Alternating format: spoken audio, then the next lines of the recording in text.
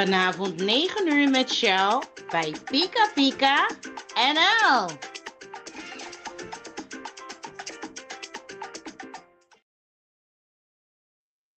Een hele goede fijne avond allemaal. Hallo, hallo. Ik hoop dat jullie allemaal present zijn en hebben gereageerd en onthouden dat ik om de woensdag live ben hier op Pika Pika NL.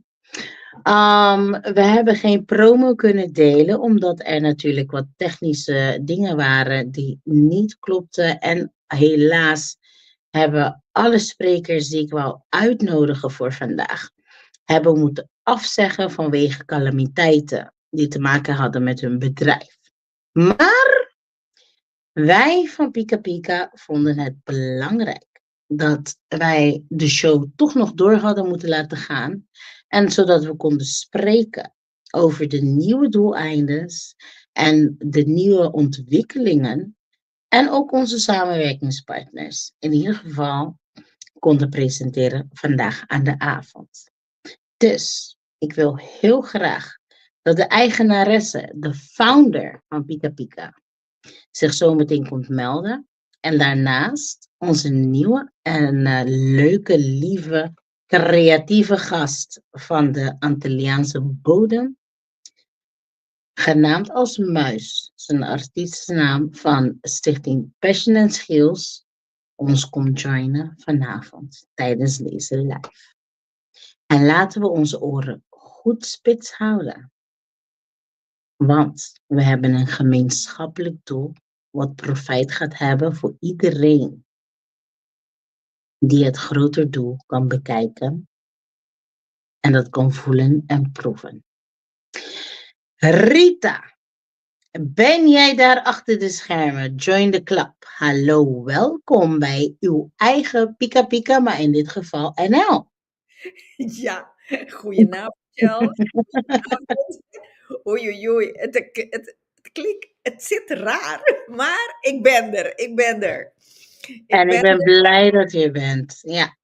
En dan gaan we ook Muis erin gooien, want ik ben die kat. We gaan gelijk naast de kat in de vorm van Tom en Jerry. We gaan Jerry à la Muis ook gelijk toevoegen in dit gesprek. Eso! Hallo, buonanotte, goedenavond iedereen. Een hele goede avond, buonanotte. Buonanotte. Welkom dat jij vandaag samen met ons gezamenlijk deze live wilt opvullen. Nou, dank je. En ja, dus heel erg fijn dat je hier bent. Want achter de schermen, wij weten al wie jij bent, we weten wie Rita is en een aantal van ons weet wat ik doe achter de schermen en wat ik ook deel op social media. Maar niemand heeft een idee waar we mee bezig zijn in zo'n collectief. Dus het is heel erg belangrijk dat we lekker hier met z'n drieën nu gaan zitten.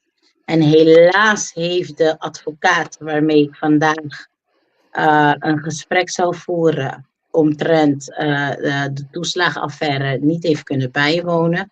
En ook niet een paar andere organisaties die hebben toegekend, maar uiteindelijk hebben moeten afwijzen vanwege calamiteiten. Dus we gaan ons lekker richten op onszelf als eilandmensen die zich inzet voor onze eilandmensen in Europa en in Amerika, maar ook in zijn collectief. Ja. En dit is de juiste constructie om hier vandaag aan de dag het een en ander over te bespreken. Dus ik wil jullie van harte welkomen. Dat jullie jezelf, hoe zeg je dat, disponibele, open hebben gesteld om vandaag aan de dag samen met mij deze live toch te voldoen. Want we willen natuurlijk wel noodzakelijke informatie kunnen delen. Ja, graag gedaan. Bedankt voor de uitnodiging. Ja, dankjewel. Nou, iedereen kent Rita al. Rita is de founder van Pika Pika. En die is aan het uitbreiden. En Rita heeft hele mooie ideeën voor het komend jaar en de komende jaren. die eraan zullen komen.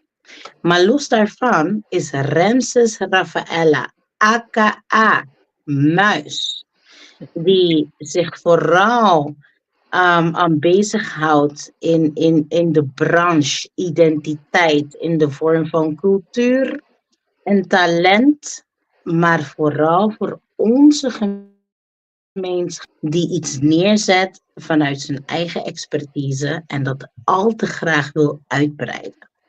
Dus welkom vanavond, woensdag 26 maart. Dus dat, dans maar. Voor de mensen die het niet weten, hij zit nu achter het stuur. Hij is onderweg naar zijn eerstvolgende afspraak. Maar omdat hij dit ook gewoon heel erg fijn en leuk vindt, heeft hij zichzelf beschikbaar gesteld om samen met ons deze live te voldoen. En dat is gewoon zo leuk om te weten dat ondernemers, de vrijheid die je hebt, hoe jij je expertise wilt delen of hoe je het wil uitvoeren, dat het niet uitmaakt waar of hoe je jezelf presenteert, maar het feit dat je er bent. En heel veel mensen denken vaak dat je heel formeel met een strakke tas om de nek moet zitten om dat een realiteit te kunnen maken. En dat is niet waar. Nee, inderdaad. Het is meestal het feit dat showing up is the most important.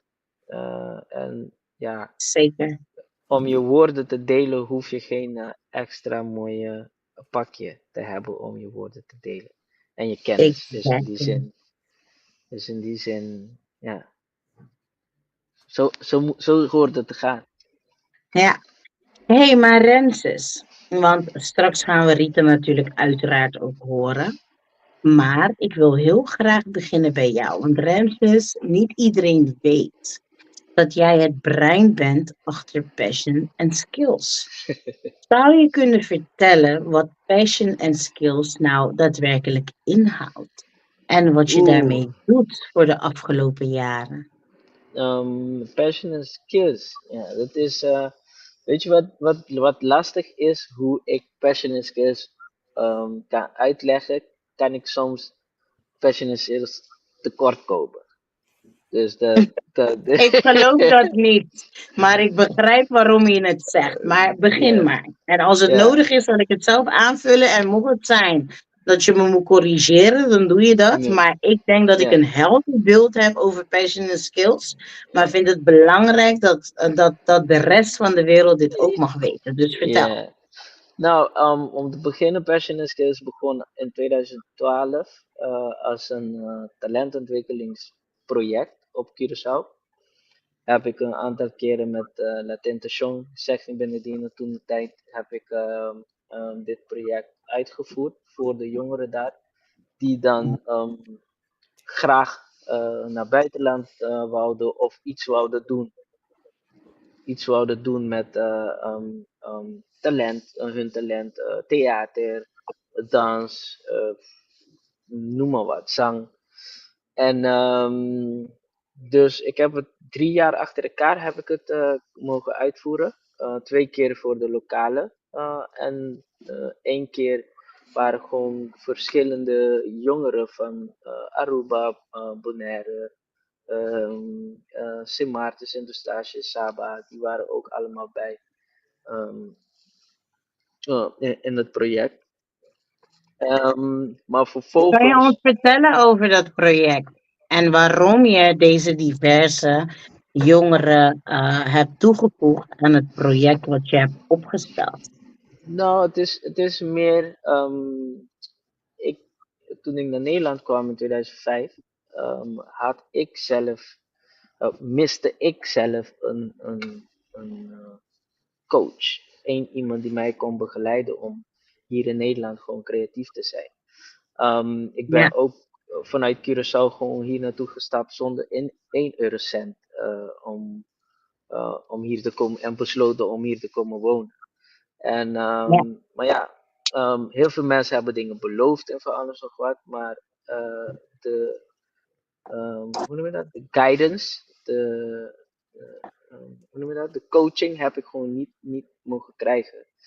En toen ik mijn tijd ging, toen ik mijn dingen begon te doen. Ik ben in de theaterwereld ingegaan. Ik begon les te geven vanuit mijn culturele achtergrond. Mhm. Ehm, Dan dacht ik van oké, ik wil graag een brug bouwen tussen de creatievelingen daar op Curaçao en hier in Europa. Dat er een soort van brug is die hun opvangt en kansen, plek aanbieden, zodat zij zichzelf gewoon kunnen ontwikkelen. En zodoende is ja, Passion and Skills als project begonnen. En toen ben ik naar Nederland gekomen, of tenminste, ik was in Nederland. Ik heb het verder kunnen uitwerken met Jungle Boogie Ja, voor carnaval in 2018. Vervolgens heb ik verschillende video-onderzoek en zo allemaal gedaan vanuit de culturele uiting. En toen had ik een kindervoorstelling gemaakt, Afro-Caribische kinderdansvoorstelling, waarvan ook er zijn heel weinig Afro-Caribische kinderdansvoorstellingen. Uh, Volgens mij ben ik de enige hier in Nederland. Ik heb 4 sterren recensies gekregen van die voorstelling, voor de voorstelling. En ik heb die onder Maaspodium gemaakt. Maar daarna wouden ze dat niet meer produceren. Dus toen dacht ik van mhm. oké, nu is het moment. Dan ga ik gewoon de organisatie oprichten. Ja. En zodoende heb ik gewoon al die elementen onder de stichting gezet.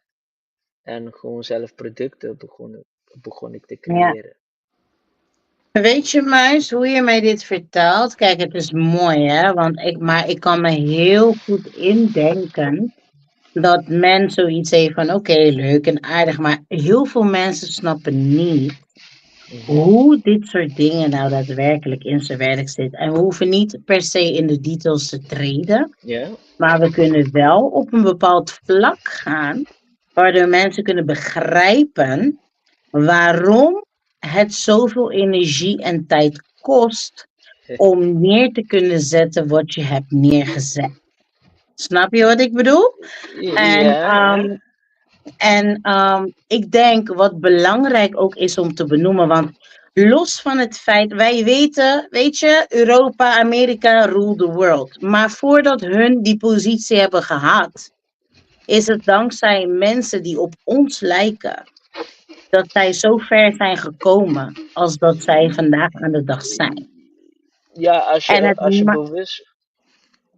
Nee, praat verder, je hebt ja, gelijk. nee, maar het maakt dus, het lijkt, en wat ik ook hoor vanuit mensen van onze community, dat het lijkt alsof wij keihard moeten strijden om iets neer te kunnen zetten, zodat we dus inderdaad iets jongeren, maar ook bepaalde doelgroepen binnen onze eigen community zover kunnen laten komen.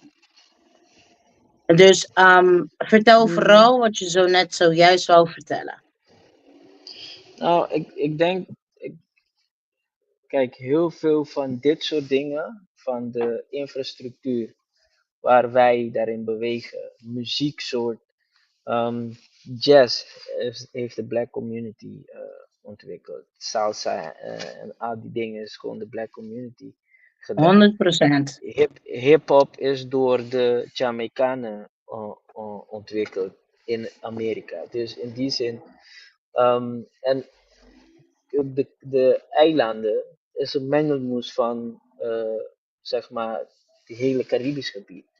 Toen Shell is gekomen in 1915 op Curaçao, het zijn allemaal verschillende culturen die bij elkaar zijn gekomen op het eiland. Ja, Weet je, en zo met de Tweede Wereldoorlog precies hetzelfde. Dus wij zijn gewoon de echte mengelmoes qua cultuur, um, zeg maar, in het Caribisch gebied. ja, En soms beseffen we niet wat voor waarde wij hebben. Wij zijn eigenlijk de kern van diversiteit en inclusie. Dat is onze kern. Dus wij hoeven dit niet te leren. Dus onze muziek zegt dat, onze dans zegt dat, onze taal zegt dat en ons eten zegt dat. De manier hoe wij handelen zegt dat.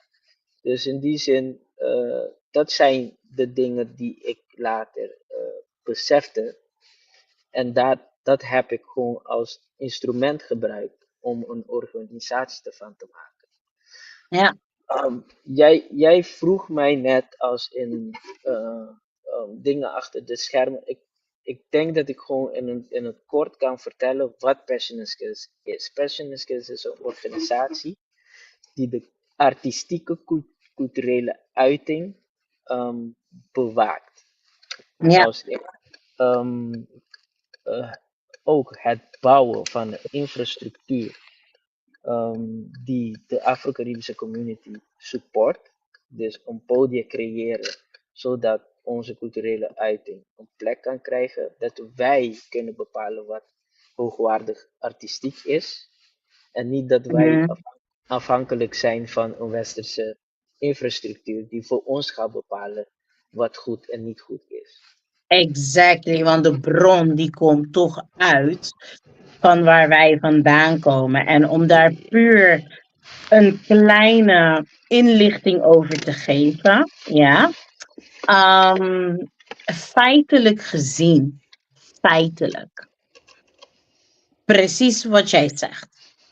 Maar wij weten bijvoorbeeld als we gaan kijken naar de scholing, de hiërarchie die daaronder zit. Je hebt het LBO, je hebt allerlei dingen ertussen. Dan de MAVO, de HAVO, de VWO, MBO, HBO, universiteit en allerlei tokken daartussen.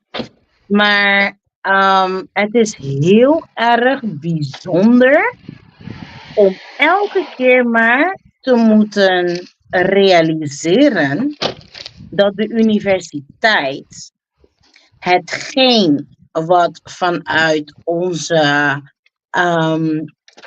hoe moet ik het noemen, vanuit onze expertise, visie, wat meegegeven is vanuit onze DNA, historie en al dat soort dingen, dat daar jarenlang onderzoek op is gedaan en uiteindelijk les wordt gegeven binnen de universiteit om onze dans, muziek, kunst te kunnen presenteren. Maar dat niet op een bepaalde manier wordt tentoongesteld dat de kennis komt van waar wij daadwerkelijk vandaan komen. Ja, ik ben heel erg... Ja, je hebt gelijk, want wat ik vaak zeg is, hoe kan het zijn dat wij naar Europa komen en dan gaan we bij de universiteit, bij de conservatorium, gaan we Latin, Caribbean, gaan we leren. Exactly. In een westerse instituut. Dus in die zin, of doen wij iets verkeerd, want we komen uit het Caribisch gebied, en dan komen we hier, gaan we dan les krijgen in een westerse omgeving, om te weten over waar je vandaan bent gekomen. Ja. Dus ik vind het heel gek dat wij dit systeem zelf aan het supporten zijn. Wel, ik ben van mening dat 90% niet eens weet dat wij dit supporten. Ja, ik ben met je eens. Ja. Ik ben met je eens, maar het is door transgenerationalisering. Het is meegegeven en ingeprent. We worden niet slim gemaakt met een bewuste reden. Maar ondertussen wordt onze expertise wel gebruikt van onze voorouders. Om mensen vanuit andere rassen, wat niet erg is. Want ik ben al voor laten we verbinden. Laten we elkaar begrijpen. Laten we elkaars cultuur, kunst en huppeldebup allemaal leren kennen. Maar het zou heel mooi zijn als er ook moeite wordt gedaan om te zeggen van, hé jongens, we zijn geïnteresseerd in dit stuk van jullie cultuur en dat gaan we meenemen daar naartoe. En we willen andere mensen erover leren. Het is gewoon een money-making business. Ja, wat belangrijk is, het systeem is, we zitten in een handelssysteem. Exactly. We zitten in een handelssysteem. Alleen, wij krijgen op school, we krijgen instrumenten om obers te zijn in deze handelssysteem. Ja, Op het moment dat we vanuit school, tenminste dat is wat ik denk, als je instrumenten krijgt dat je weet hoe het systeem in elkaar zit en dat jij jezelf als product veel waarde eraan moet, tenminste, je moet werken aan je waarde, dan zou een school voor gereedschappen moeten zorgen die de waarde van jou als product omhoog zou krikken. juist. Dan zou je doelgericht gefocust zijn op de gereedschappen dat jij nodig zou hebben en wat jij goed erin wil zijn. Exactly. En weet je wat, Ramses? Voordat je zo de diepte ingaat, wil ik heel graag Rita weer erbij halen in het scherm. Want Rita die is al 7 jaar lang trouw met Pika Pika bezig. En die heeft zich nauw ingezet voor, nou ja, voornamelijk de ABC-eilanden met met de cultuur, met, nou ja, hetgene waar we sterk in staan en los daarvan ook andere takken die daar vanuit uitspreiden.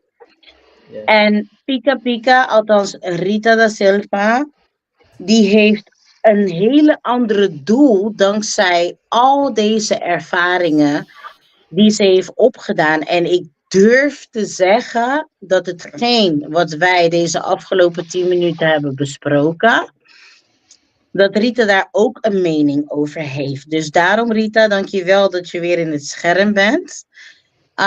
Zou je ons kunnen vertellen aan de hand van wat wij zojuist hebben besproken, wat jouw ervaring is als een stichting die geheel zonder fondsen en financiering heeft gedraaid op eigen kracht en met promo vanuit jullie eigen kracht?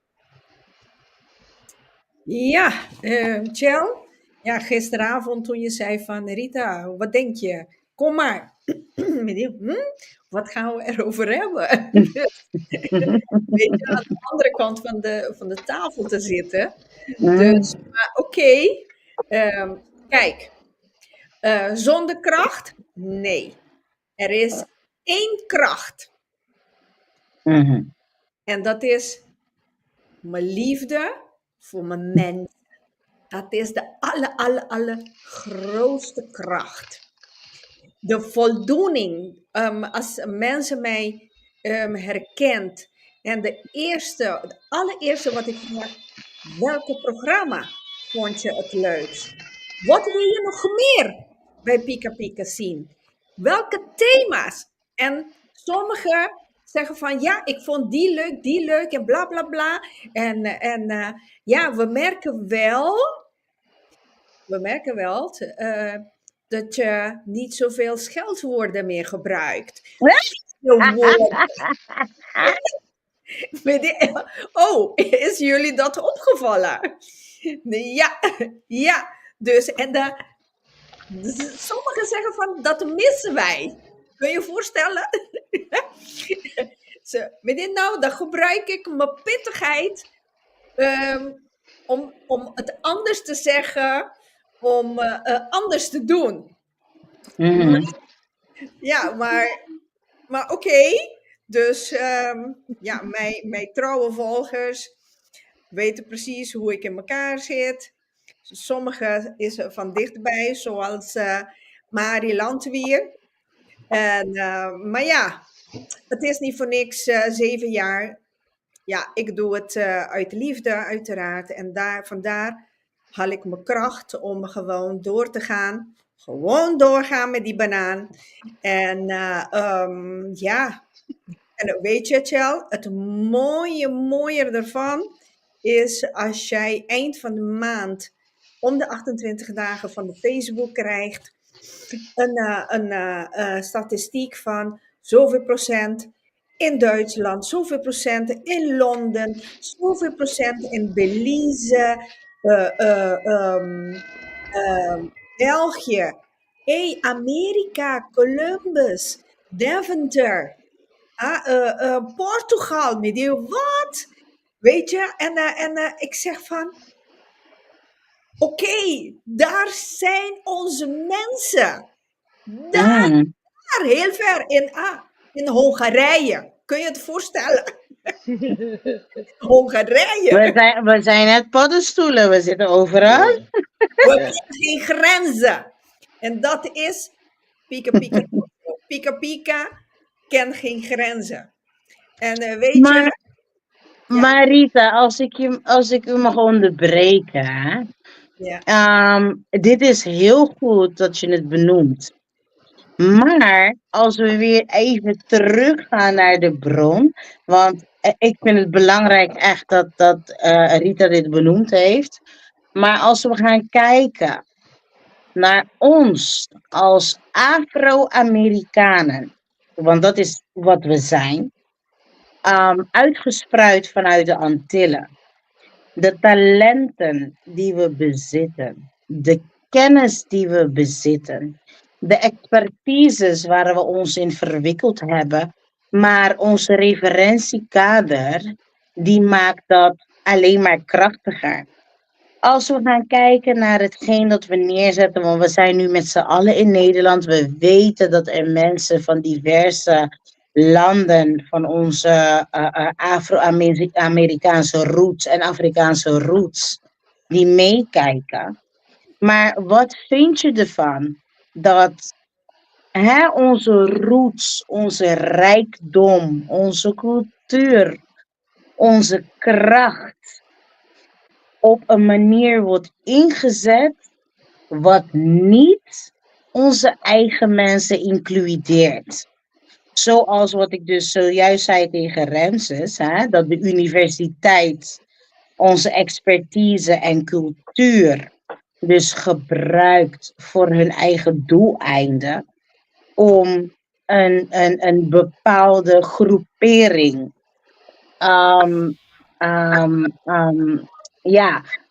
de scholing te geven over het cultuur wat ons krachtig maakt. Ja, Maar wij kijk, hebben daar geen deel aan. En waarom zeg ik, Rita, waarom ik jou graag wou toevoegen? Want ik vond het heel belangrijk om te benoemen dat je dit al 7 jaar doet op eigen kracht. ja, waarom ben je weg? Maar dat allemaal heeft te maken met hetgeen wat nu gebeurt buiten onze eigen community. Maar met de ervaring die Rita heeft gedaan, denk aan onze cultuur, onze dans, onze taal, onze historie. We zijn En hoeveel van ons iets proberen neer te zetten. En weet je, in kleine clusters maken we het waar. Maar het is heel lastig om het op een hele grote netwerk en gebied neer te zetten. Omdat bijvoorbeeld universiteiten onze kennis, onze historie, onze roots, onze kunst, onze talenten inzet op een hele andere manier. Zou je ons een beetje kunnen vertellen wat jouw ervaring is van de afgelopen 7 jaar over talenten vanuit onze Afro-Amerikaanse mensen en dan met de accent op de Cariben? En wat voor ontwikkelingen je hebt ervaren in die tussentijd? Kijk, ten eerste, allereerste.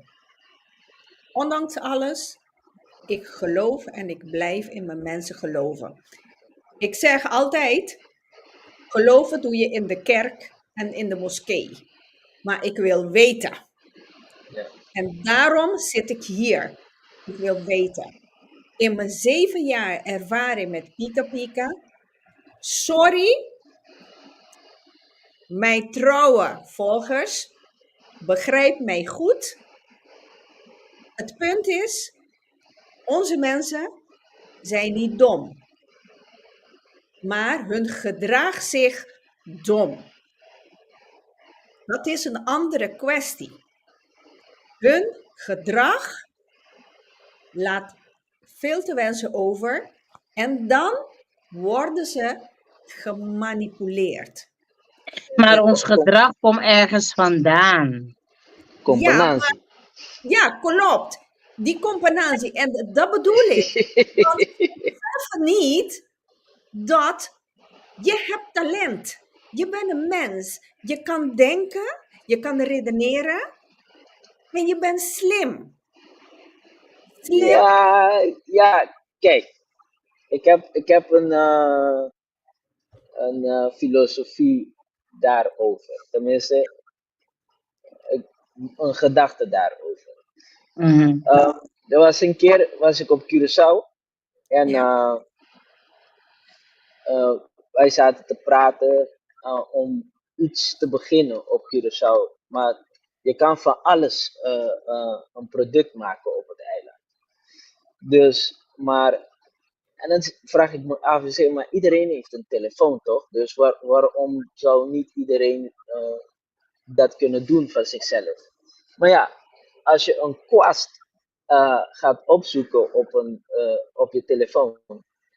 Eén iemand kan zoeken waar je een kwast kan halen, hoeveel een kwast kost, hoe maak je een kwast, voor wat gebruik je een kwast, hoeveel kleuren van kwast, hoeveel lengte van kwast. Dus er zijn verschillende manieren om een kwast op te zoeken. Ja.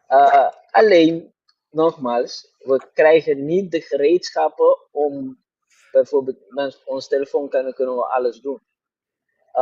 Als wij een bepaalde training krijgen, maar we kunnen niet verwachten dat de westerse systeem ons dat gaat leren. Wij moeten het creëren voor onszelf. Maar Ramses, dat hoeft niet. Dat hoeft niet. Kijk, zoals mijn kinderen zeggen, mama, ga maar googlen. Mama, bij Klopt. Google vind je alles. Klopt. Kijk, vanmiddag was ik bij een groep senioren. Ik zag een mevrouw, ik weet niet hoe oud zij was, maar dat is niet belangrijk, zat te tubben met een bloeddrukapparaat. Ja, Ja. ze weet niet hoe het werkt en dit en dat en bladibla. Weet je, mevrouw? Ja, het boekje, ik moet die boekje gaan lezen, maar ik vind die boekje moeilijk. Ik snap nog steeds bepaalde dingen niet. Oké, geen probleem. Je pakt je telefoon, je gaat naar YouTube en je doet een merk van je bloeddrukmachine en die modelnummer, hier staat die.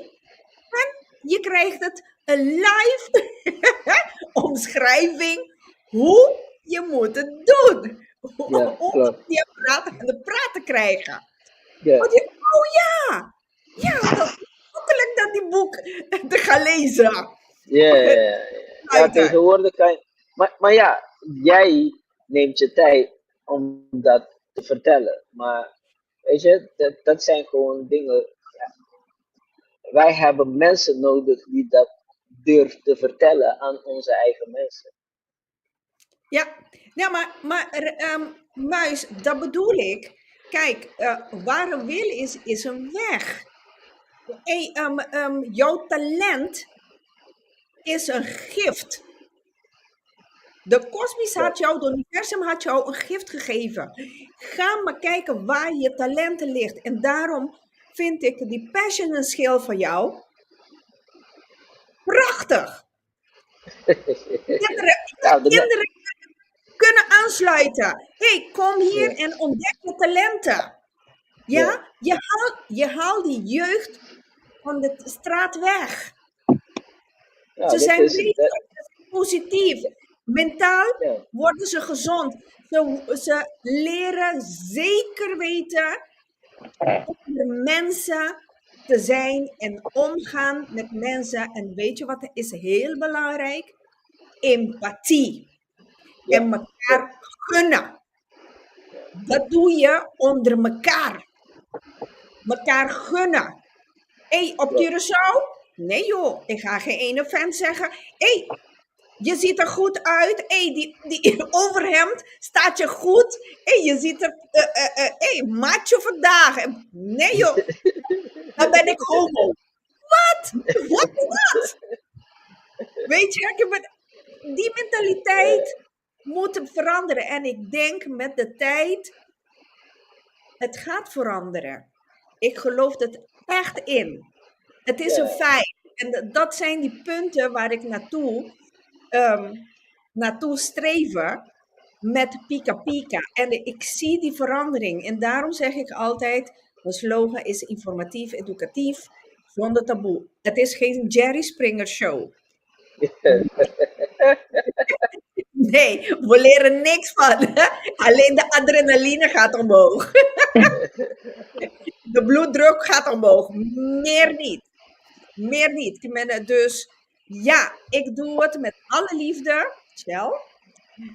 Pika Pika. En ja, ik wil zoals iedereen wil groeien. We zijn aan het groeien. Jullie zien het zelf. Nu is er Pika Pika NL door Chel. En Nee, door jou. Want Nee. je hebt me benaderd. ja, Ja, en je wilt uitbreiden. Rita is nu bescheiden aan het doen, mensen. Want Rita heeft een heel groot plan. En Rita mag daar gewoon trots op zijn dat zij dat plan heeft. Want plannen, het betekent niet dat je ze niet kan hebben. Of dromen betekent niet dat je ze niet kan hebben. Het gaat erom dat je een stap maakt naar de richting. En Rita heeft mij benaderd vanaf begin 2024. En pas in augustus volgens mij ben ik gestart met Pika Pika. Want vroeger, voor de mensen die het niet weten, heb ik altijd lives gedaan via TikTok om mensen hun expertises te delen. Maar vooral op het gebied van maatschappelijke doeleinden. En de ervaringen van professionals in ondernemingen en dat soort dingen. Maar ik heb het gelaten en Rita kwam op het juiste moment. Want ik zat erover na te denken, ik moet het weer oppakken. Alleen hoe ga ik het doen? Waar ga ik het doen? En Rita kwam dat gat weer vullen en die zei, Shell, wil je niet Pika Pika NL doen? Want ik sta voor dit, dat. En ik wil uitbreiden voor...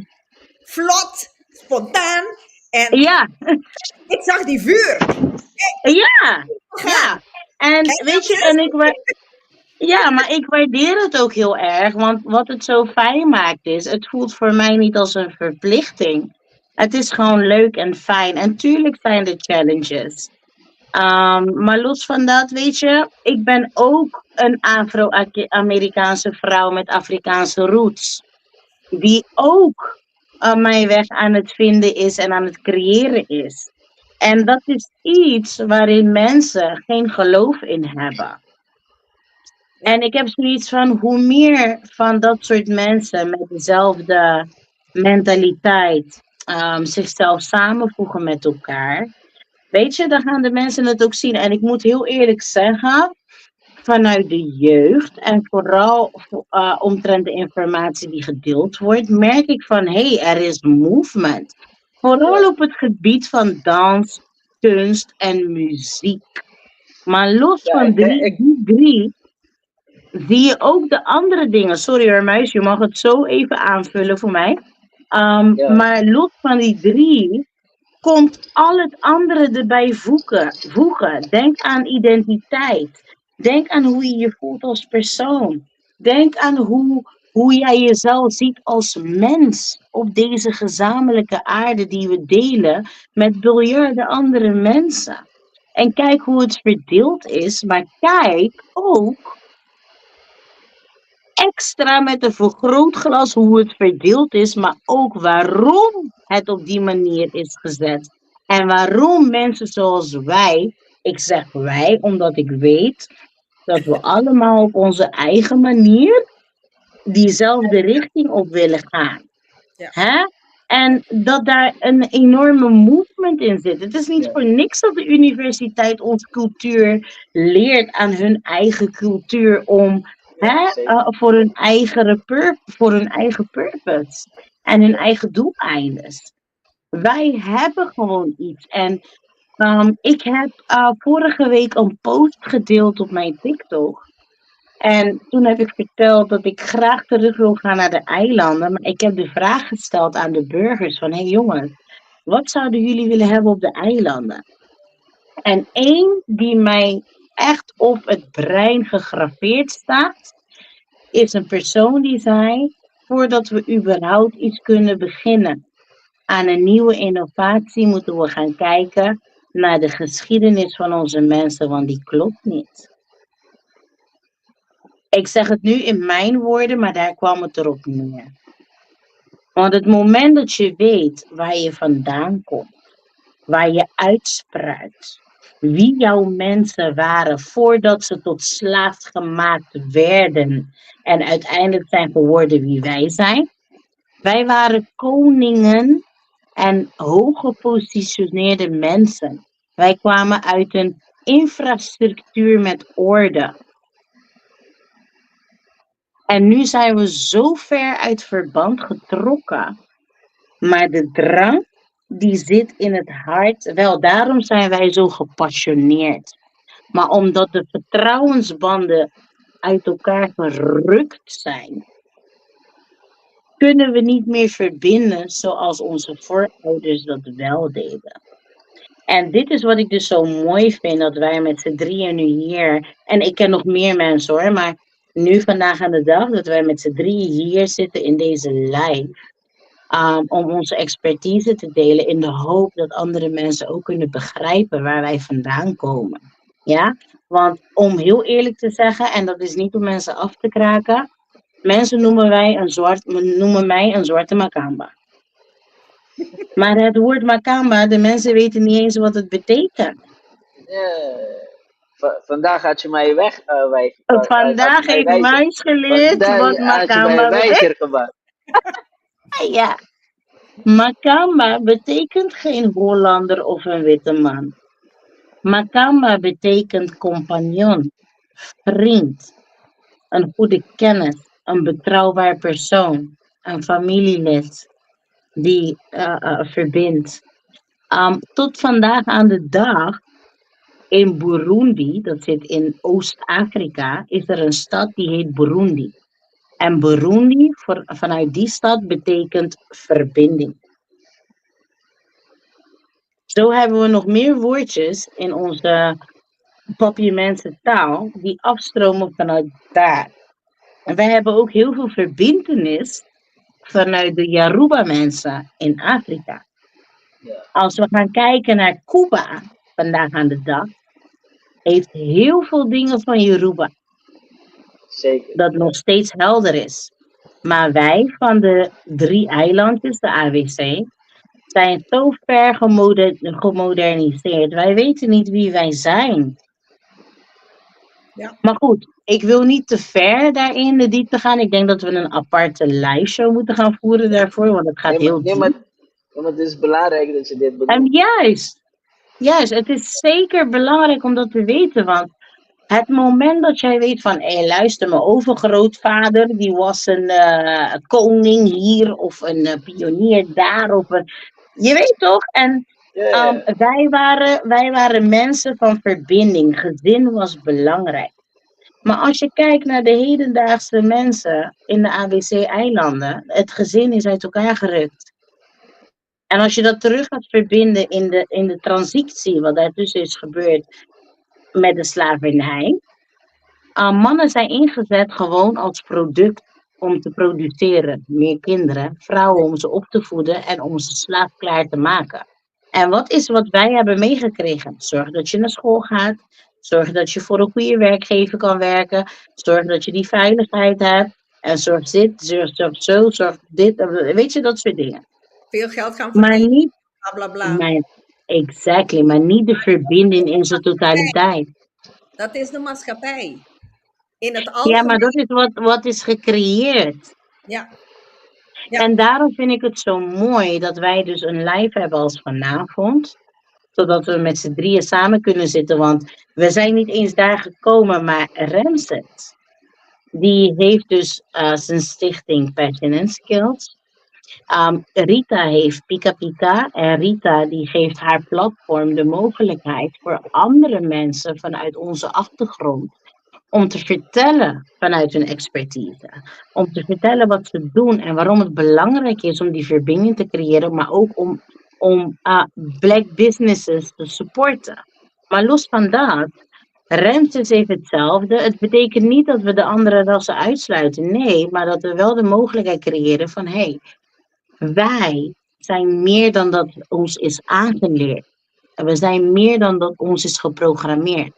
En Remses heeft nu een echt briljant project waarbij ik, Rita en nog vele anderen onderdeel van mogen maken om ervoor te zorgen dat we weer kunnen werken aan de infrastructuur van onze mensen. En dat is belangrijk. En ik vind Remses heel erg bescheiden daarin en ik kan hem niet kwalijk nemen daarvoor. Want ik heb hetzelfde, want ik word ook erop aangesproken dat ik niet alles vertel wat ik doe. Want nu al zijn mensen aan het klagen, maar nu heb ik zoiets van dikke vinger voor jullie allemaal. Ik ga gewoon beetje bij beetje op mijn tempo delen wat ik doe. Maar Ramses, jij bent echt een platform ook aan het creëren, waardoor jij inderdaad mensen vanuit onze achtergrond de mogelijkheid biedt om gebruik te maken van de kansen waarvan wij denken dat wij geen kans hebben. En zou je misschien een klein beetje kunnen delen daarover, zodat mensen die dit achteraf weer terugzien, waarover ik nu op dit moment spreek? Je bedoelt de leertrajecten. Ja, klopt. Ja. Klopt. Sinds dit jaar heb ik een leertraject ontwikkeld, zeg maar. Tenminste, ik ga de komende 2 jaar ga ik dit verder vormgeven. En ik heb een oproep gedaan voor mensen die geïnteresseerd zijn om fondsen te werven die doelgericht is om de sociaal-economische positie van de Afro-Caribische mensen te verbeteren. En helpen om een infrastructuur te creëren, zodat wij iets hebben of een tuin, een huis hebben die ons dient. Het is een 2 jaar traject waarvan alle deelnemers begeleid worden door experts die ervaring hebben binnen het aanvragen van subsidie, kennismaking met fondsen en tegelijkertijd data verzamelen om zodat we over 2 jaar weten wij ongeveer, oké, onze community heeft deze gereedschappen nodig, zodat zij gewoon functioneel kunnen blijven op zichzelf. Gisteren had ik een gesprek met één iemand en ik vertelde, ik wil geen huis bouwen en tegen jou vertellen dat je voor mij moet komen werken. Nee, ik geef jou gereedschappen zodat jij gewoon je eigen huis kan bouwen en dat wij samen zeg maar iets kunnen bouwen samen. Dat wij gewoon dingen kunnen ruilen met elkaar. Ja. Dus kortom, los van het feit dat jij ons allemaal een mogelijkheid geeft om gebruik te maken van de mogelijkheden die er zijn, je gaat ons niet aan de mond voeren, maar je gaat ons de tools geven, zodat we kunnen leren en begrijpen hoe het werkt. Dus een daadwerkelijke opleiding ben je aan het bieden. Ja. Zeg ik dat goed? Ja. En ja, dat klopt. Dat klopt. En eigenlijk wat ik met iedereen heb afgesproken ook is na een jaar dat zij ook de nieuwe generatie moeten gaan begeleiden, zodat dit blijft doorgaan. De kennis moet moet overgedragen worden naar de nieuwe generatie. Zodat Ja, wij meer mensen krijgen die de community support. We ja, hebben dit de- nodig. Iedere ja, organisatie heeft dit nodig. ja. Dus eigenlijk wat je zegt is, je bent nu wat gestart. Het is een 2-jarig traject. Maar binnen een jaar wil je al dat het zover is dat de mensen die in de eerste wave, de eerste golf begonnen zijn, dat wij, al die in de eerste golf begonnen zijn, dat wij kunnen doorgaan met die eerste golf met een nieuw publiek vanuit onze mensen, met onze achtergrond, om Ja. dat door te kunnen zetten terwijl we bezig zijn in het nieuwe traject van het 2e jaar. Klopt dat? Klopt. Oké, ja. Dit is vanuit hip-hop community maken ze vaak gebruik van deze. Dus noemen ze peer-to-peer Klopt. manier van each one teach one. Dus in die Ja, zin, op het moment dat je het overdraagt, dat je een ander begeleidt met iets, eigenlijk word je beter ervan. Omdat ja, je herkent je struggles toen jij aan het begin was.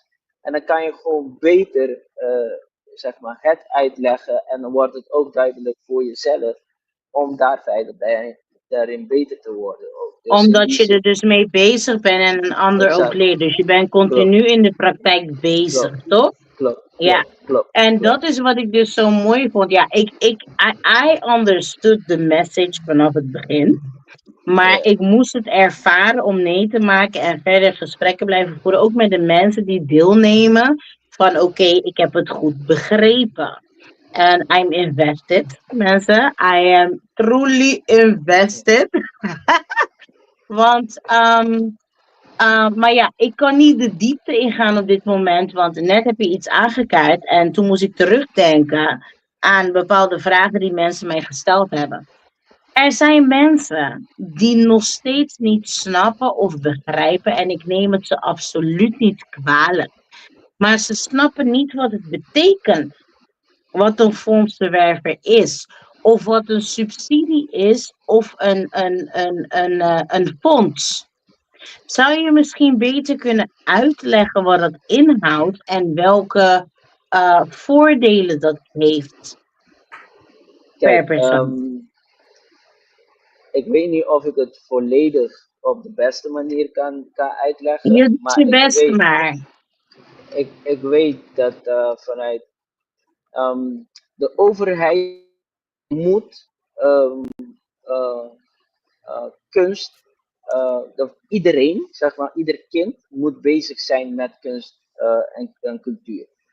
Zodat voor de mentale gezondheid, et cetera, et cetera. Binnen een bepaalde omgeving, binnen een aantal bewoners, moet er een recreatiestation zijn of plek zijn voor de mensen, zodat ze zichzelf gewoon kunnen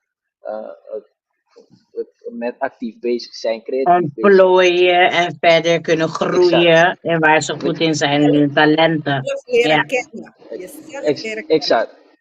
Exact. Dus in die zin is er geld beschikbaar vanuit het ministerie om dat iedereen eigenlijk, of ieder kind bijvoorbeeld, daarmee bezig kan zijn. Je hebt rondom gezondheid ook, met obesitas en de oud- en nieuwe generatie kloof, is er ook geld beschikbaar voor vitaliteit. Dus in die zin, er zijn superveel dingen en geld beschikbaar met projecten die eigenlijk ouderen, jongeren, volwassenen kan ondersteunen. Eén, op mentale gezondheid, op fysieke, hoe heet dat? Op sport en fysiek benadering. En ook nog kunst en cultuur. Ja. Eigenlijk kan je subsidie aanvragen om een opleiding te gaan doen. Ja. Dat je eigenlijk niet eens een studiefinanciering hoeft aan te vragen. Dus er zit zoveel miljarden beschikbaar dat wij gewoon gebruik ervan kunnen maken. Het is niet zichtbaar voor ons en we krijgen dat niet te horen dat dat bestaat. Weet je? Maar het wordt ook niet uitgelegd. Hè? En dat is dat Nee. stuk. Het Nee. wordt niet Nee. openbaar uitgelegd. En dat is dus het stukje waar ik dus op terug wil komen. Sorry dat ik je onderbreek. Maar vanuit onze schoolsystemen worden wij opgeleid tot brave brave werknemers. Ja, obers. Ja, Maar niet tot ondernemers. ja, Ja. klopt. En dit stukje qua fondsen is ook een stukje ondernemerschap.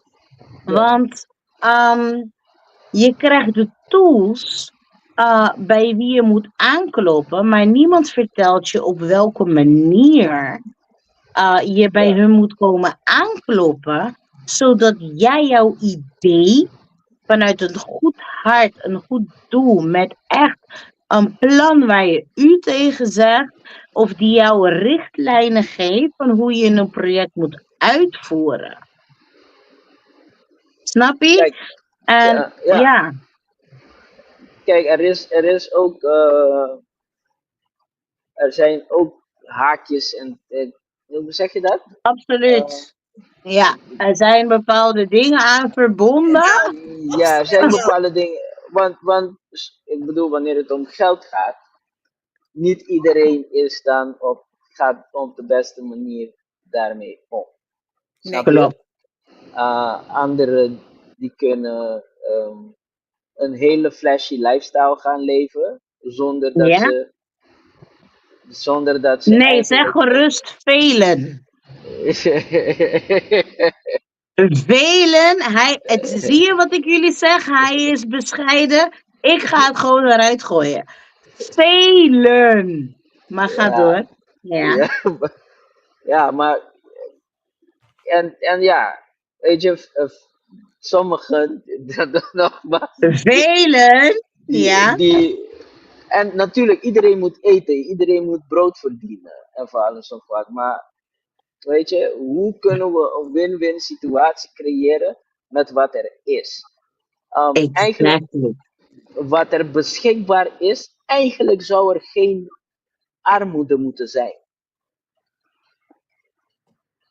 Ja, maar maar je weet toch? Ik hou me in. Je weet toch waarom? Ja. Ja. Maar dat is Willen we het. daar op dit moment de diepte in gaan of zullen we een aparte live maken erover? Aparte live. Oké. Ja. Ja. Andere live. Dus je hebt genoeg onderwerp, Chel. Voor de mensen die het aandurven en die op die routine de diepte in willen gaan en die daarover willen spreken, absoluut. Ja, oké. Maar ga door, Ramses. Ga door. Maar Muis, Aha. ik ben ook een van je leerlingen met het project van fondsenwerven. En je had het ook erover gehad, voor degene die nu kijkt. Er is ook fondsen voor ondernemers. Hoe kan dat? Want Ja. ik dacht altijd, fondsen zijn alleen voor stichtingen. Nee, Non-profit, ever. er is in elke deelgemeente kan iedere bewoner ook een bewonersinitiatief geld iets ermee doen. Dus in Rotterdam Klopt. weet ik dat 2500. Ja, Maar je kan tot en met 20.000 aanvragen. Dat Oké. is persoonlijk. ja.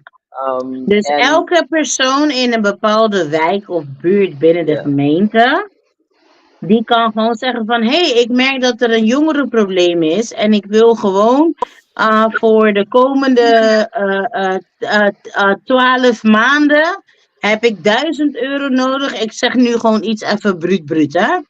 1000 euro nodig, want ik merk dat hun interesse ligt in weet ik veel, dansen. En streetdance. En dan ga je iets uitvoeren wat te maken heeft met dansen en streetdance. Voor die komende 12 maanden. En dan krijg je het vergoed vanuit de gemeente. En dat heet het buurtbewonersinitiatief. Klopt. Maar je kan ook een eenmalige evenement kan je inplannen. Gewoon als verbinding van de buurt bijvoorbeeld. Laten we zeggen, je woont in de wijk Vreewijk. En je merkt dat Vreewijk heel lastig is met verbinding krijgen. Ik ben nogmaals, jongens, gewoon wild een ding aan het zeggen. Dat wil niet zeggen dat het waar is wat ik zeg, maar gewoon om een voorbeeld te geven. Maar je weet dat de interesses van de buurtbewoners is dat er een plek is op een vrijdagavond waar de jongeren en de jongvolwassenen graag willen chillen, maar dat je een positieve initiatief aan kan toevoegen, waardoor ze geen gekkigheid gaan doen, maar waardoor er controle is.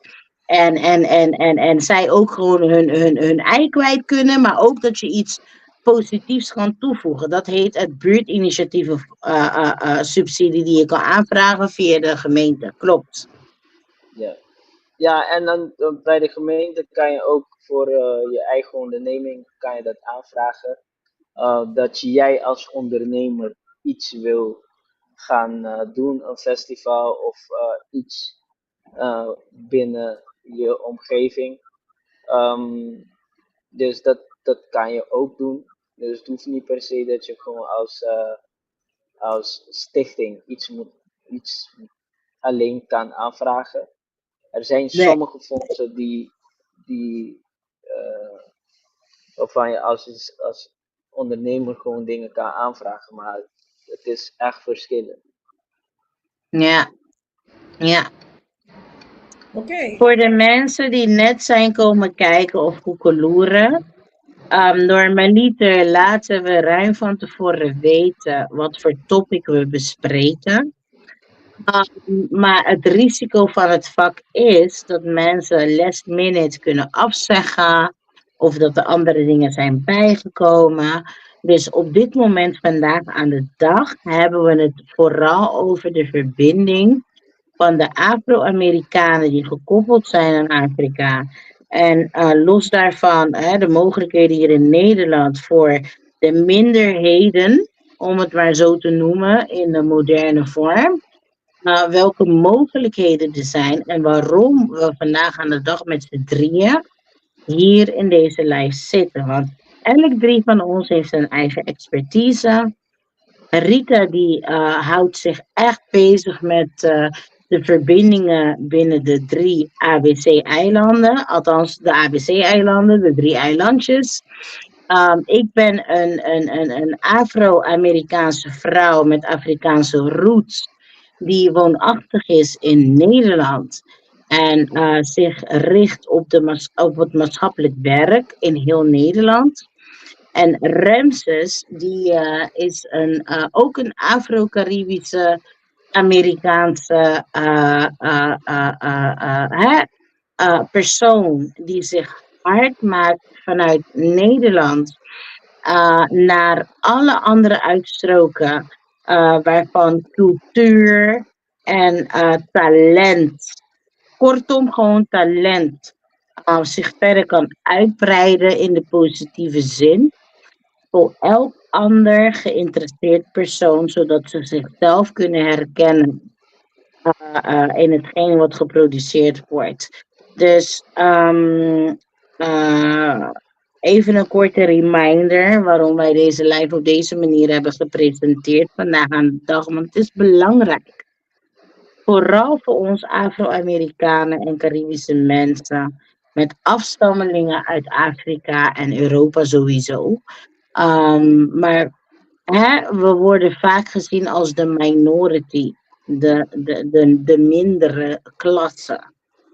Terwijl de talenten en alles wat op nummer 1 staat vanuit onze mindere klasse aan top wordt gezet en gepresenteerd, maar niet wordt gestuurd door ons. En wij willen mensen niet verkeerd laten denken met deze kennis, maar we willen wel awareness een awakening brengen van jongens, het is niet voor niks dat dit op deze wijze en op deze manier geïntroduceerd wordt aan bepaalde doelgroepen. Het betekent dat wij gewoon een bepaalde waarde hebben, wat niet bekend is binnen de andere takken. Ramses, vul mij vooral aan of ga door met de expertise die je hebt. Nou, op zich heb jij eigenlijk heel veel al gezegd. Ik denk wat wij nodig hebben is gewoon meer mensen die interesse hebben om dit soort dingen te doen. It takes a village to raise a child. Exactly. Als ik niet voor jouw kind oplet en andersom, komen onze kinderen elkaar tegen in de stad, bij een Mackie, bij een pompstation, in een winkel, op school, schoolplein, in een feest. Coffee shop. Wat zei je? Coffee shop. Ja. Ja. Dus in die zin, wij zijn gewoon verantwoordelijk voor elkaars kinderen. Weet je, de waarde wat je geeft aan je kind zal de weerspiegeling zijn van de wereld daarbuiten. Dus we zijn samen ouders van onze kinderen. Ja, zeker. Ik heb er wel een vraagje voor je. Ja. Stel je hebt kinderen, moeders met kinderen en die moeders ziet die hun kinderen hebben talent met het dansen en zo. Kunnen ze bij jou aanmelden? Ja, ik ga binnenkort een traject opstarten waar ze kunnen zich aanmelden. En ik bedoel, je vraagt het, maar jullie zijn ook diegene die dat ook gaan uitwerken. Hè? Dus we hebben een staat erbij gekregen, mensen. Wij zijn degene die het gaan uitwerken. Oké. Nee, maar het is want we zijn nu bezig aan het reorganiseren voor een locatie. En op het moment dat de locatie gewoon ook kenbaar is, docenten ook paraat zijn, dan kunnen we dat gewoon gaan starten. Maar het is wel de bedoeling dat dit jaar, ik weet niet of het begin van het jaar of na de zomer, of tenminste niet begin, gewoon zomer of na de zomer, gaan we iets ermee doen. Ja. Okay.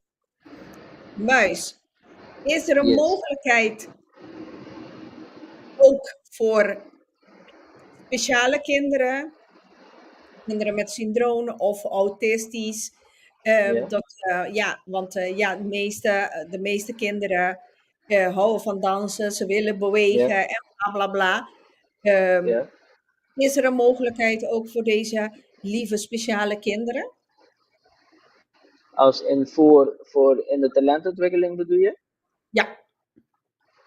Ja, zeker. Ik denk, er zijn gewoon tientallen mogelijkheden. Het is gewoon, er moet uitgewerkt worden. En dan, ik kan dat niet in mijn eentje doen. Nee.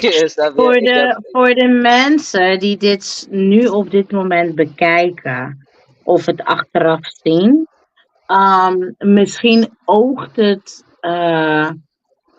niet concreet, maar nogmaals, ik denk dat wij dit nog een keer opnieuw moeten doen, want het is wel een belangrijk tak binnen onze community. En los van dat, Ramses is dus het brein achter Passion and Skills.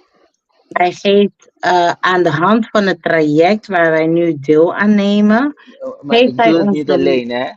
Nee, los van dat je het niet alleen doet. Kijk, zie je wat ik zeg? Hij is Hij is zo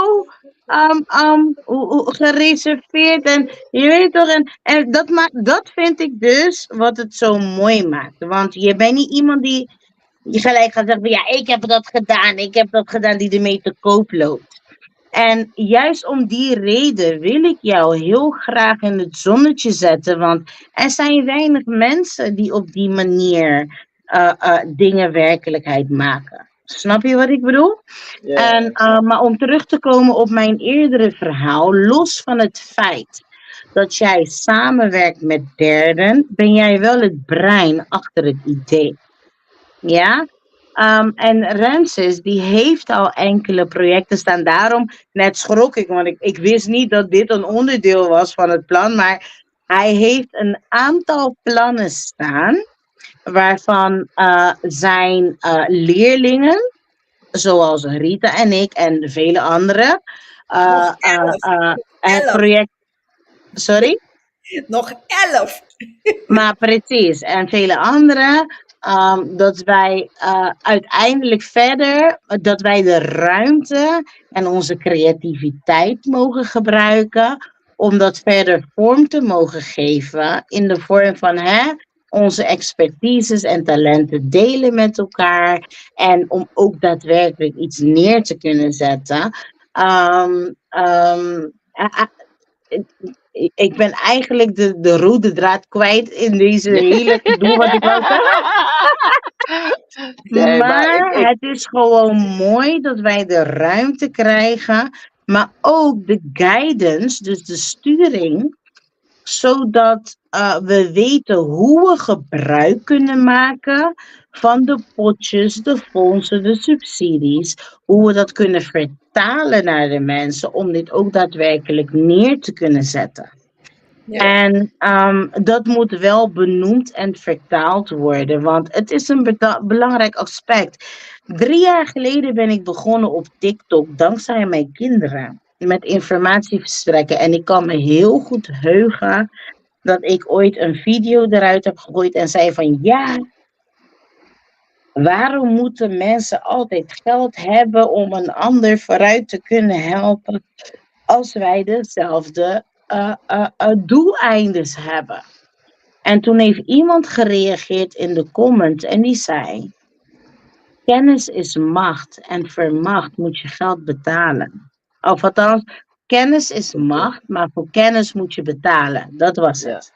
zeker. Ik begreep haar op dat moment, maar ik begreep niet inhoudelijk wat ze ermee bedoelde. Want inderdaad, als jij een bepaalde kennis hebt over iets, is het alleen maar logisch dat je ervoor moet betalen. Maar ik was op dat punt in mijn leven, om het even persoonlijk te maken, van jongens, ik weet waar jij over spreekt. Dit is wat ik heb. Waarom help je me niet verder, zodat we samen kunnen voegen? Nee, want het is een aparte wereld.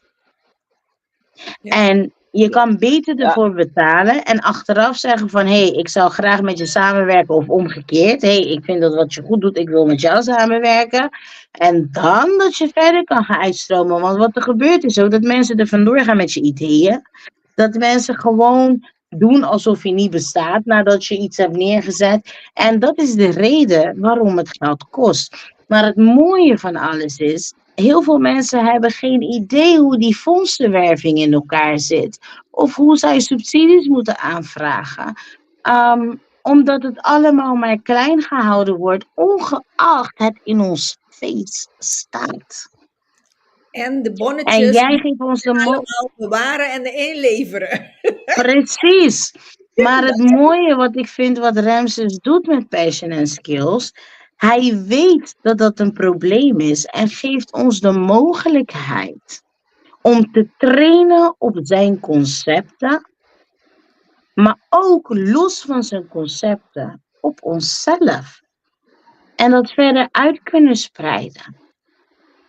Dat doet, ben nog niemand in mijn korte levensjaren van 37 jaar, ben ik iemand tegengekomen die zich op deze manier inzet voor zijn community. En dat mogen wij vieren. Ik snap Muis zijn denken.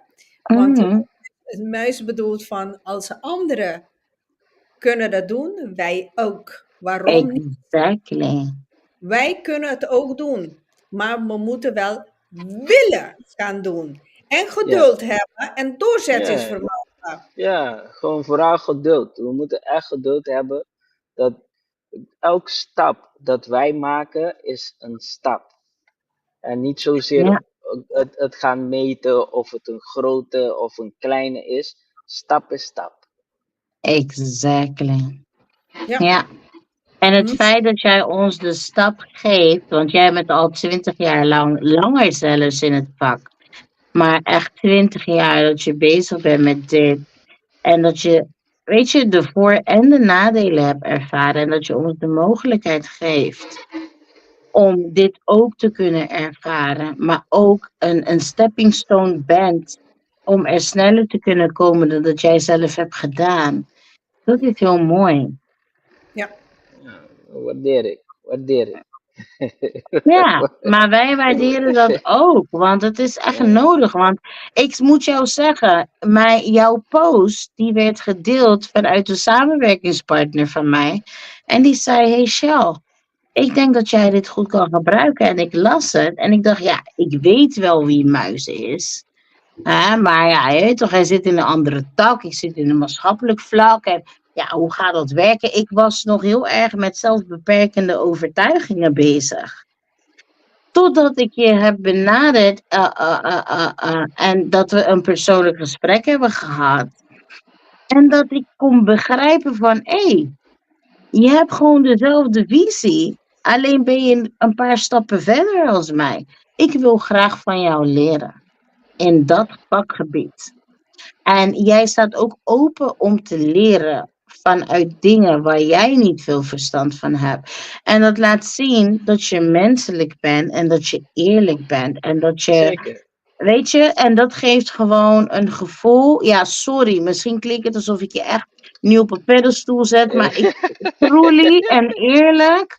Ik ehm, waardeer het. het is echt iets waar wij gebruik van kunnen maken. En alleen maar beter van kunnen worden. Ja, waardeer ik, waardeer ik, waardeer ik. Dus ik hoop dat wanneer je doodgaat met 200 jaar, dat je nog 500 jaar herinnerd wordt en dat ze een standbeeld zetten ergens. Ja? En kunnen zeggen van dit is Muis aka Ramses Rafaela. En die heeft een verschil gemaakt op dat gebied. Ja. Ja, Nou, weet Mensen, je, ja, dat bisa voor, noemen. ja, voor mij is niet mijn doel om zo lang te leven. Alleen maar maar je dat. weet wat de metafoor is daarachter, toch? Ik wil liever effectief leven. Dus op het moment dat ik Exactly. nodig ben, dat is het moment dat ik mag leven. Op het moment dat gewoon, ja, dat houdt het op, dat houdt het op. Ja.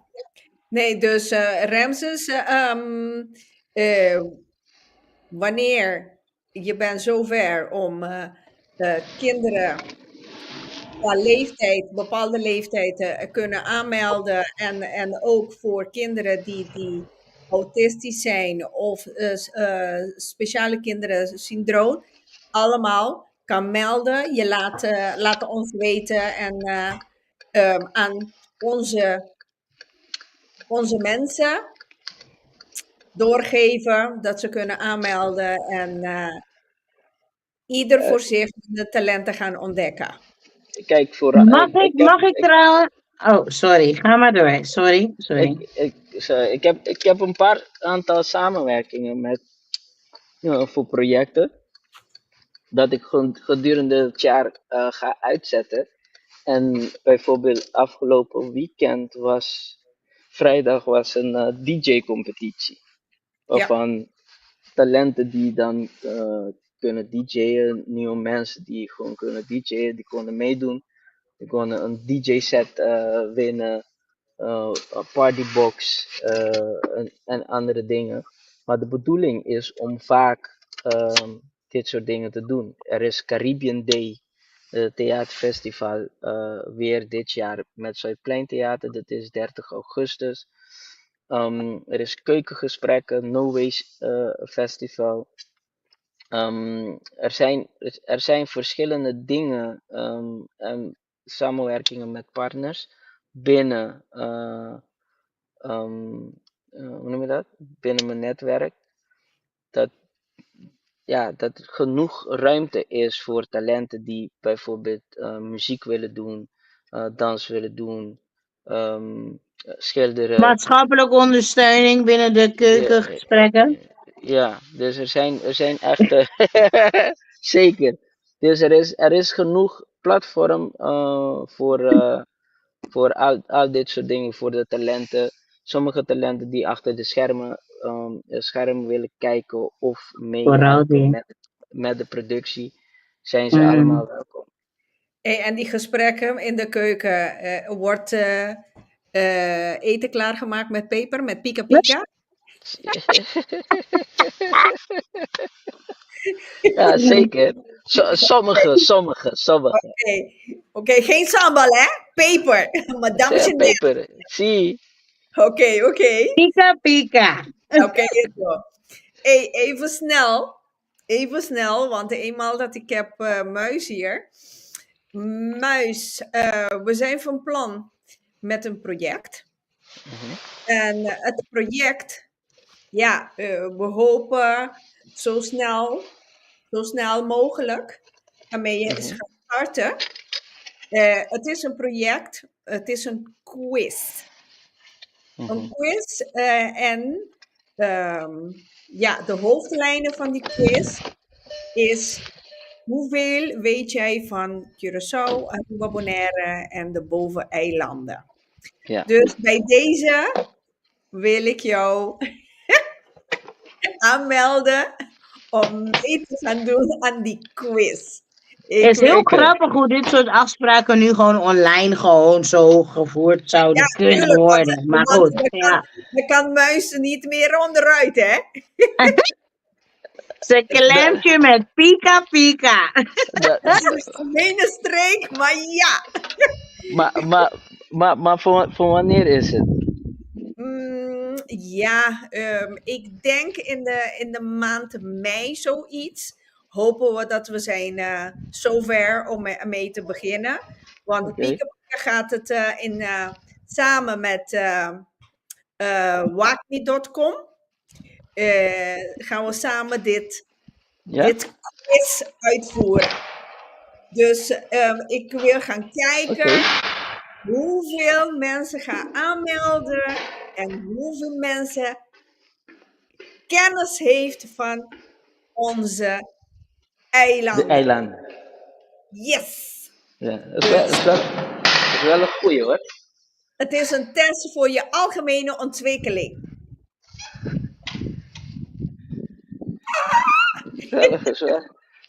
Is wel een goeie. Ja, toch? Zet mensen op scherp. Ja, je kan meedoen en je komt met je aanhangers om jou te ondersteunen. Iedereen zit daar en we gaan kijken. Hey, hoeveel vragen kan Muis? Goeie. Los van dat, Muis. Rita is ook bescheiden, want Rita weet donders goed dat deze quiz iets heel leuks is voor de community. En dat er al potentiële aanmeldingen zijn daarvoor. Om dit gewoon helemaal een succes van te laten maken. Ja? Ja. Dus, ja, denk erover na. Ik denk dat jullie verder achter de schermen dit moeten uitbreiden. Het is goed dat je het benoemd hebt. Heel goed, Rita. Slim. Ik heb Maar Rita is ook bescheiden. Nee, maar Ja, ik denk een muis zou zoiets wel leuk vinden om mee te doen. En voor hem is ook een van, hey, hoeveel weet ik? Hoe werk ik? Ja. Maar los van dat... is kennis delen, zo'n quiz. Ja, zeker. Yes. Dus wanneer is het zover? We zijn bezig met de flyers. Dus inschrijving. Ik ga mijn e-mailadressen doorgeven voor het inschrijven. En waar het plaats gaat vinden, zijn we even aan het koekeloeren nog. Ik denk het wordt wel in Rotterdam, Rotje Knor. Roch Knorri. Ja, Rotta, zoals ze zeggen. Dus ik denk het wordt hartstikke leuk. We gaan Om terug te komen, mensen, want Rita, nogmaals, ik zeg niet voor niks dat ze bescheiden doet. De quiz is een van de vele dingen die Rita gaat ondernemen voor de toekomst. Want er staan heel veel andere dingen op de planning. Vanuit Pika Pika Talkshow zullen er in de toekomst heel veel andere dingen plaats gaan vinden. En dankzij de training vanuit Passion Skills, die ons ook gegeven gaat worden, gaat dit ook mogelijk gemaakt worden, zodat we wat meer interactie kunnen hebben met elkaar. Want de quiz is één van de leuke nieuwe activiteiten die vanuit Pika Pika uitgevoerd zal gaan worden. Maar Pika Pika heeft als doel, sorry dat ik het dit stukje overneem, maar Rita mag dit vertellen. Wij willen ook dat er workshops dus uitgevoerd gaan worden van de sprekers die dus komen met hun expertise, zodat er op een live sessie, een live manier ook interactie kan komen en dat de mensen wat meer input en inzage hebben in een kleinere kring. Om onderdeel te zijn van deze nieuwe ontwikkelingen. Zowel in de vorm van Pika Pika Talk Show in de uitvoering, maar ook de expertises van de mensen die zich dus die zo'n live sessie meemaken, maar dat ze ook de mogelijkheid hebben om een workshop te geven, zodat mensen daar gebruik van kunnen maken in het echt en kunnen voelen en proeven en ervaren wat voor verschil het kan maken in hun eigen leven. Ja? Dus het is niet alleen de quiz, het zijn ook zaken als want Rita Pika Pika Talk Show, die heeft nu ook een nieuwe onderdeel toegevoegd, los van Pika Pika NL. En dat is dus de medische kant ervan. En daar zijn ook hele nieuwe ontwikkelingen bij. Er is een hele machine die kan uitzoeken wat er mankeert aan jouw lijf. Maar dat mensen dus in het echt ook gewoon op een bepaalde plek zichzelf kunnen aanmelden, maar ook direct in contact kunnen komen daarmee. Vertel Rita, want ik zie de vinger al. Een van die nieuwe programma's van Pika Pika is Musita Salud. Dat is met dokter René Martina. Het is een natuurlijke medicinale geneeskundige. Trouwens, hij is vandaag jarig. Oh, echt? Ja, hij is vandaag jarig. Maar volgende week maandag is hij niet, want hij zit in Aruba.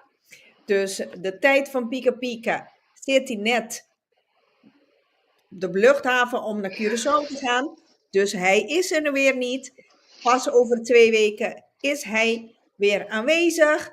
Dus dan kunnen jullie vragen schrijven om, wanneer hij er is, netjes te gaan beantwoorden.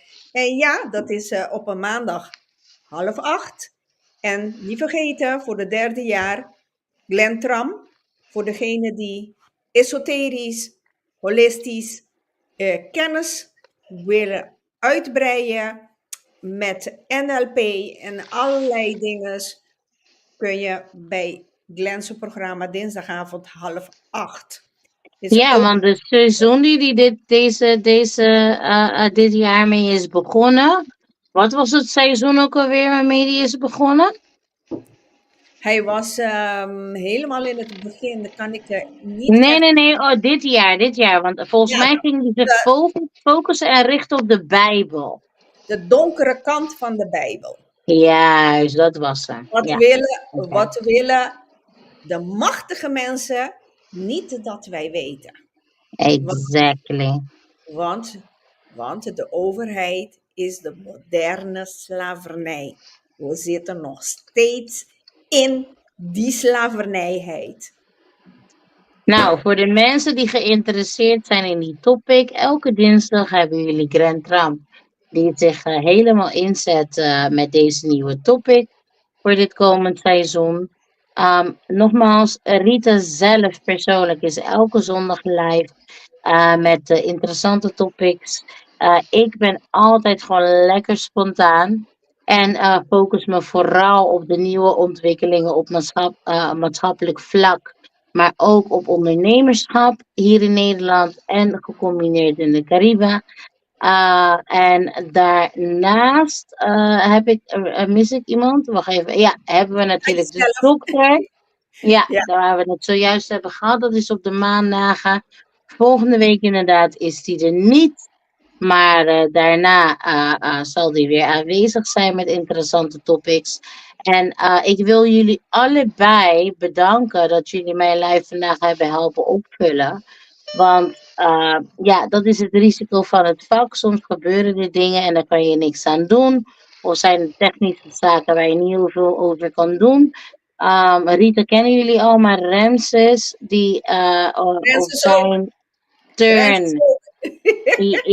die op zijn turn, op zijn manier, met zijn visie en zijn missie aan het strijden is achter de schermen, maar ook voor de schermen. Want meneer, die is ook in het theater. Ja, dat heeft hij allemaal vandaag niet kunnen vertellen. Dus ik denk dat ik hem apart een keer ook ga meenemen in de live. Zodat jullie kennis kunnen maken met wie hij nou daadwerkelijk is. En wat hij doet en hoe hij is gestart en waar hij vandaag aan de dag is. Korte filmpjes van alles wat hij doet. Ook, ja, inderdaad. En, want het is belangrijk. Want vaak denken wij dat we niet meer kunnen dan dat ons geleerd is. Maar wanneer het ons gezien wordt en wanneer we ook zien dat iemand in de tijd van nu, van onze eigen leeftijd of jonger of ouder, die dat waarmaakt, dan gaat het gewoon meer motivatie geven en dat mag gedeeld Ja. worden. Ja, ik ben met je eens. Ja. Dus, lieve mensen, aanstaande zondag, Pika Pika gaat om 2 uur in de middag uitzenden, 14 uur. Waarom? Want Pika Pika zit in Eindhoven. Aha. We gaan naar de oogstfeest. Aftrap van de oogstfeest. Helemaal in Eindhoven. Komen jullie Ja. ook? Ik ben er met mijn potjes pika en kaarsen. Lekkere kaarsen. Die ruiken lekker. Je weet toch, vooral voor wanneer je hebt boze plannen. Dat is ook Pika. Nee, geen pika geur. Nee. Lekkere geur. Dus we zijn daar in Eindhoven. Willen jullie meer informatie? App me of inbox Pika Pika en ga ik jullie die flyer naar jullie toesturen. Ik ga die flyer ook zetten. Dus entree is €5. Er is een hoop te doen. Fanny Hooy is er. Roxane Juelle is er met het hoofddoekie, vouwen en doen en alles. En Fanny gaat een deel van onze geschiedenis vertellen. Er is drinken en eten uiteraard. Dus het is gerelateerd aan onze geschiedenis. Ja. Waarvan Eindhoven? Het is bij Uitwijk. En het is op aanstaande zondag. Vanaf 2 uur tot 6. Dus het is een christelijke tijd om naar huis te gaan, om voor te bereiden voor maandag, voor degene die moet gaan werken. Amen, mensen. Amen. Dus je bent niet te laat thuis. Jullie gaan geen G-orkesten dansen. Dus het komt helemaal goed. Het gaat om de culturele versterking.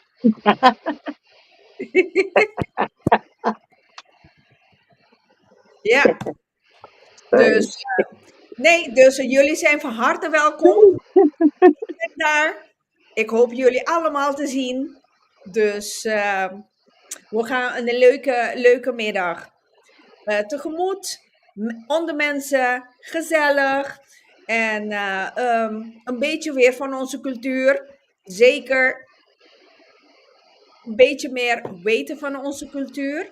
En eten, uiteraard lekker eten. Dus jullie zijn van harte welkom. Nou Jensen, jullie hebben het gehoord. Jullie zijn van harte welkom aanstaande zondag. Hou de pagina zowel op YouTube als op Facebook in de gaten met alle tussendoortjes die gedeeld zullen gaan worden. Hier, zoals jullie al weten, we zijn bezig aan het reorganiseren. We willen meer dingen gaan delen wat de interesses wekken van diverse doelgroepen. Wel met een steekje op het cultuur vanuit de Afro-Amerikanen uit het Caribisch gebied. Maar los van dat, we discrimineren nooit, hè? Want we staan open voor alles en iedereen. Ik wil jullie nogmaals bedanken, Rita, bedankt. Renses, ik ga jou gewoon apart een keer in een live weer uitnodigen, zodat we even concreet kunnen gaan vertellen waar jouw visie, je missie en wat je doelstelling nou daadwerkelijk is voor nu en de toekomst. En die je zeker weten zal gaan behalen. En voor de mensen die, ik ben nieuw natuurlijk hier op Facebook. Voor de mensen die mij niet kennen, ik ben maatschappelijk werker nogmaals. Ik heb op diverse plekken gewerkt en ik maak me hard voor de mensen van de toeslagenaffaire. Via TikTok, dat is mijn grootste channel, kunnen jullie me volgen, maar los daarvan wil ik in de toekomst ook wat meer gaan vertellen hierover, zowel internationaal als nationaal, waar men gebruik van kan maken, vooral met de nieuwe ontwikkelingen met betrekking tot de brede ondersteuning. Dus ik ga jullie allemaal een hele fijne woensdag toewensen. En ik zie jullie bij de eerstvolgende Pika NL aflevering. En Rita wou nog wat vermelden, sorry, ik zie haar vinger. Mensen, jullie zien Chel zo chill. Chill. Maar op TikTok, nee hoor, het is een andere vuur. Ik heb mijn momenten. Ja, dus mensen, ja, dankjewel voor de uitnodiging. Het was wel gezellig. Nice. Dankjewel voor je aanwezigheid. Ik heb je weer gezien. Je hebt de groeten van de kat. Dus het komt helemaal goed. Werk ze. En ja, tot horens iedereen. Ja. Fijne avond. Dankjewel. Adios, amores.